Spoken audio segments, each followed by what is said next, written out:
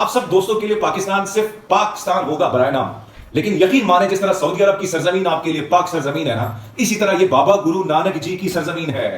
کہ رزق جو ہے اس کا وعدہ رب نے کیا ہے اور وہ آخری سانس تک آپ کا رزق اس نے دنیا میں رکھا ہوا ہے۔ کوئی وڈیرا کوئی جاگیردار میرا رزق بند نہیں کر سکتا جب تک میں زندہ ہوں اپنی آخری سانس تک۔ تو میں نے ان کو یہ کہا کہ گرو گوبند سنگھ جی جو ہمارے 10 پتا ہیں، ان کا فرمان ہے کہ اگر جب وطن پہ مٹی پہ مشکل وقت آتا ہے تو اگر آپ کے جسم کے ٹکڑے ٹکڑے کیوں نہ ہو جائے تب بھی آپ نے اپنے ملک کے ساتھ وفادار رہنا ہے۔ تو یہ تو میرے گرو جی نے مجھے سکھایا ہے، میری مٹی ہے، میں اس کے ساتھ وفادار رہوں گا، میرا خون کے آخری قطرے تک میں وفادار رہوں گا۔ تو میں نے ان سے کہا کہ طارق فتح تو میں نہیں بن سکتا، معاف کیجیے گا، میں اپنے وطن کے ساتھ اپنے ملک کے ساتھ غداری نہیں کر سکتا۔ آپ سب دوستوں کے لیے پاکستان صرف پاکستان ہوگا برائے نام، لیکن یقین مانیں جس طرح سعودی عرب کی سرزمین آپ کے لیے پاک سرزمین ہے نا، اسی طرح یہ بابا گرو نانک جی کی سرزمین ہے۔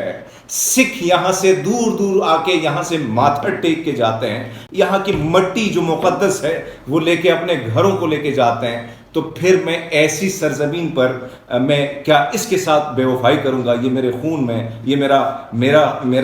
میری پرورش، میری والدہ نے جو میری خاندان نے جو پرورش کی وہ میری اجازت نہیں دیتی کہ میں اپنے اس وطن کے ساتھ اس ریاست کے ساتھ بے وفائی کروں گا اور میں 2 ٹکوں کے لیے بک کے میں پاکستان کے خلاف بھونکوں گا۔ طارق فتح جیسے لوگ جو ہیں ان کا پھر انجام کیا وہ آپ کے سامنے ہے۔ لیکن بہرحال یہ مشکل وقت ہے، سوال آپ کا جو ہے اس میں کوئی شک نہیں ہے کہ اگر میری جگہ پہ کوئی اور ہوتا تو مجھے یقین ہے کہ وہ اسے بھاگ کے وہ آفر قبول کر لیتا، پر نہیں۔ شاید میرا ایمان یہی ہے، اور آپ تمام تر دوست ہیں جو آپ میرے خیال میں اس اسٹوڈیو میں سارے مسلمان ہی، اس کانفرنس روم میں مسلمان ہی ہیں، تو آپ سب کا بھی ایمان یہی ہے کہ رزق جو ہے اس کا وعدہ رب نے کیا ہے اور وہ آخری سانس تک آپ کا رزق اس نے دنیا میں رکھا ہوا ہے۔ کوئی وڈیرا کوئی جاگیردار میرا رزق بند نہیں کر سکتا جب تک میں زندہ ہوں اپنی آخری سانس تک۔ تو یہ تو خیام خیالی ہے، میں ٹماٹر بیچوں گا، میں پیاز بیچوں گا، میں ریڑھی لگا دوں گا، لیکن سوشل میڈیا کا یہ جو پلیٹ فارم ہے نا، میں اس کا استعمال کروں گا، جو سچ اور حق کی بات ہے وہ میں کرتا جاؤں گا۔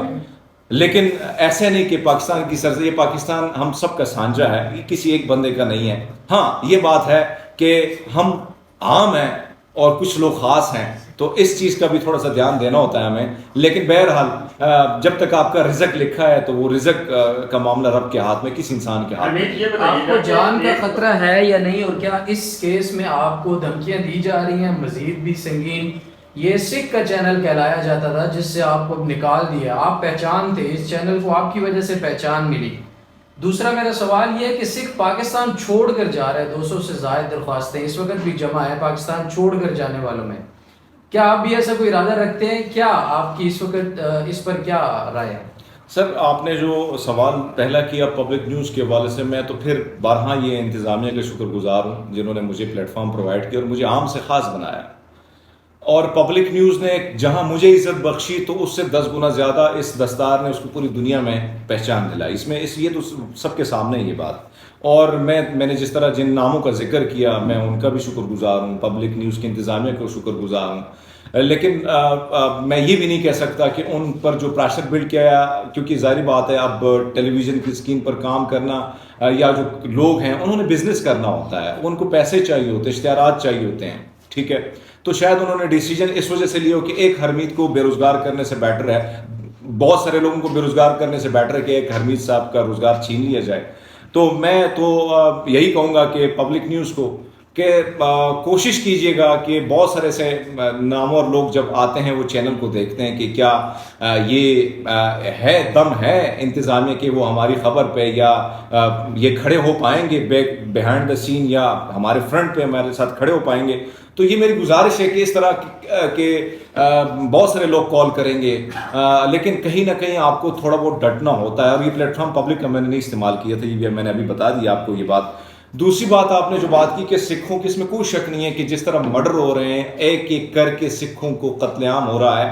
اور ابھی تک مجھے معذرت کے ساتھ میں کیا کہوں، مجھے بڑے افسوس کے ساتھ ہی کہنا پڑ رہا ہے کہ ابھی تک ایک سکھ کا سنگل قاتل جو ہے وہ پکڑا نہیں گیا۔ آتا ہے نامعلوم شخص، موٹر سائیکل پہ جا کے ایک بیچارہ جو صبح نکلا ہوتا ہے، جس کے بچے جو ہیں وہ انتظار کرتے ہیں کہ ہمارا بابا آئے گا، ہمارے لیے کھانے پینے کا کچھ لے آئے گا، اس کی جوان بیوی اس کا انتظار کرتی ہے، کیونکہ بہت سارے ایسے سرداروں کی جو ڈیتھ ہوئی ہے، مرڈر ہوا ہے، ان کو شہید کیا گیا، ان کے ہاتھ پیلے ہوئے تھے ان کی بیویوں کے، ابھی مہندی اتری نہیں تھی اور ان کا قتل ہوا، تو ان کو کیا جواب دیں گے آپ تو اگر آپ ریاست چاہے تو کیا نہیں پکڑ سکتی، چن چن کے پکڑ سکتی ہے۔ 9 مئی میں آپ نے دیکھا کہاں سے ڈھونڈ کے نکالا سب کو، تو کیا یہ ہم اس ریاست کے باشندے نہیں ہیں؟ کیا ہم ریاست کا حصہ نہیں ہیں؟ تو جس طرح